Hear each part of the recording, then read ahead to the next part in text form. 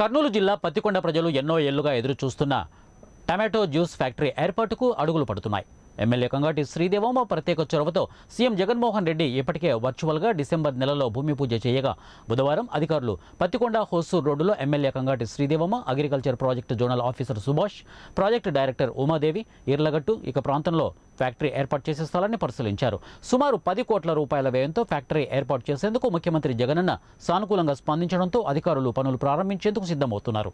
మొత్తం ఫ్యాక్టరీ ఏర్పాటుకు 3 ఎకరాల విస్తీర్ణం అవసరం కాగా ప్రాథమికంగా 1.6 ఎకరాల విస్తీర్ణంలో నిర్మాణాలకు అనుగుణంగా భూమి చదును చేసేందుకు కార్యాచరణ రూపొందిస్తున్నారు. త్వరలో ఫ్యాక్టరీ నిర్మాణ పనులు ప్రారంభించాలని ఎమ్మెల్యే శ్రీదేవమ్మ అధికారులకు సూచించారు. ఈ కార్యక్రమంలో మండల తహసీల్దార్ విష్ణుప్రసాద్, మాజీ సర్పంచ్ సోమశేఖర్, వైసీపీ నాయకులు అట్ల బాబుల్ రెడ్డి, వైసీపీ ఎస్సీసీల జిల్లా అధ్యక్షులు భాస్కర్ నాయక్, హోసూరు వైసీపీ నాయకులు, ఇక బనగాన సీను, బుగ్గ తాండ సర్పంచ్ రంగడు, హోసూరు గ్రామస్తులు పాల్గొన్నారు.